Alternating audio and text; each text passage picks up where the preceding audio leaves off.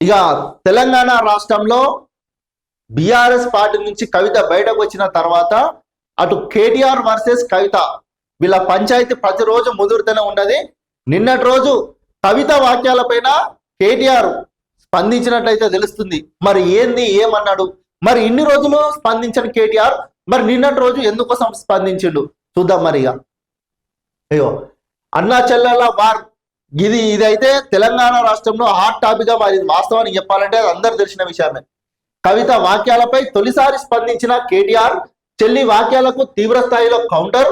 గతంలో ఎవరిని కేటీఆర్ కలవలేదన్న జాగృతి అధ్యక్షురాలు. అంటే గత బీఆర్ఎస్ పార్టీ అధికారంలో ఉన్నప్పుడు కేటీఆర్ ఎవరిని కలవలేదని చెప్పి కవిత ఎన్నో ప్రెస్ మీట్ల ముందట స్పష్టంగా చెప్పింది.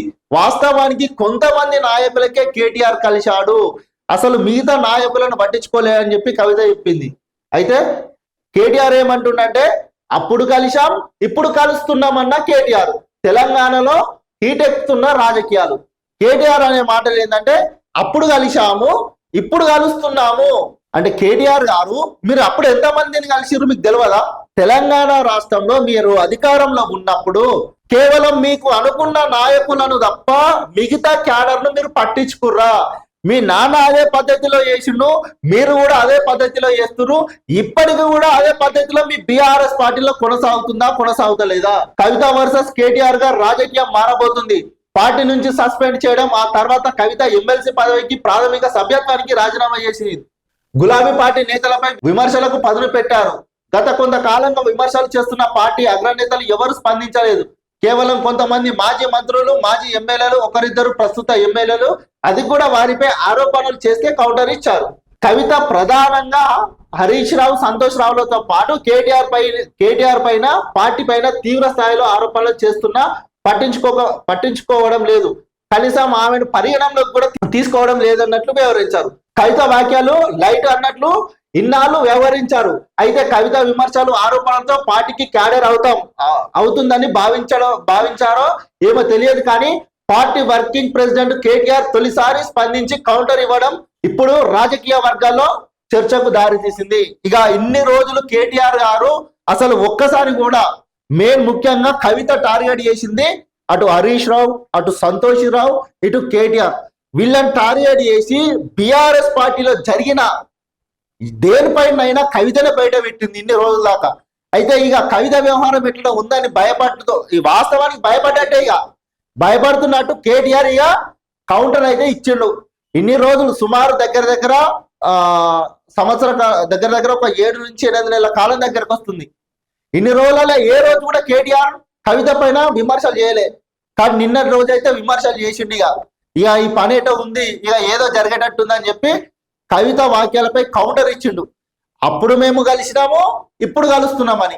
కేటీఆర్ గారు కవిత అన్నట్టు గత 10 ఏళ్లలో మీరు ఒక్కసారి కూడా మీకు నచ్చిన నాయకులకు, మీ కనుసైగలలో పనిచేసే నాయకులకు తప్ప మిగతా క్యాడర్ను ఎక్కడ కూడా రాష్ట్రంలో పట్టించుకోలేరు.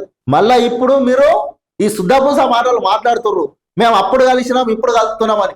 ఎప్పుడు కూడా మీరు కలవలేరు. మీ ప్రగతి భవన్ గేటు ముందట ఎంతో మంది నాయకులు వెనుదిరిగిపోయిన సంగతి తెలియదా? ఎంతో మందిని ఏ రోజు కూడా టైం ఇవ్వలేరు. ఫామ్ హౌస్లో అయినా ఏనైనా సరే. మీ అయ్యా అప్పుడు ముఖ్యమంత్రి ఉన్నప్పుడు అదే ఫామ్ హౌస్ పాలన నడిపించిండు. ఇప్పుడు ప్రతిపక్ష నాయకుడి ఉండి కూడా అదే ఫామ్ హౌస్లు ఉంటుండు. ఏ రోజు ప్రజల దగ్గరకు పోయిర్రు? 100% కవిత మాట్లాడుతున్న వాక్యాలు 100% నిజం. కవిత వాక్యాలతో పార్టీకి నష్టం. త్వరలో మున్సిపల్ ఎన్నికలు జరగబోతున్న తరుణంలో కవిత వాక్యాలు గులాబీ పార్టీకి నష్టం చేస్తున్నాయనే భావనతో కేటీఆర్ స్పందించారా అనేది ఇప్పుడు చర్చ జరుగుతుంది. రైట్. ఎందుకంటే ఇక అయిపోయింది. పార్టీ అంతో ఇంతో పార్టీని కాపాడుకోవాలి. ఇక కవిత మొత్తం ఉన్న చేసిన లంగా పనులు, లుచ్చ పనులు అన్ని బయట పెడుతుంది.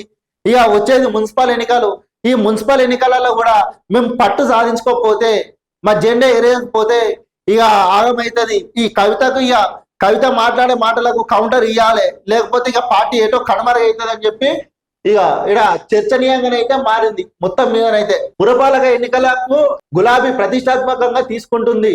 నేతలు క్యాడర్ సైతం పార్టీ మారకుండా జాగ్రత్తలు తీసుకుంటుంది. ప్రతి అంశాన్ని కవిత ప్రస్తావించడం, బీఆర్ఎస్ 10 ఏళ్లలో ఏం చేయలేదన్నట్లు చేస్తున్న వ్యాఖ్యలు తప్పిదాలను ఎత్తి చూపడంతో దీనికి కేటీఆర్ కౌంటర్ ఇచ్చారనేది ఇప్పుడు చర్చ జరుగుతుంది. చూసిరా, బీఆర్ఎస్ పార్టీ పైన ఎవరో చేసే వాక్యాలు కాకుండా డైరెక్ట్ కవితనే చేసింది. బీఆర్ఎస్ పార్టీ చేసిన తప్పిదవలు ఏమేం చేసిందని.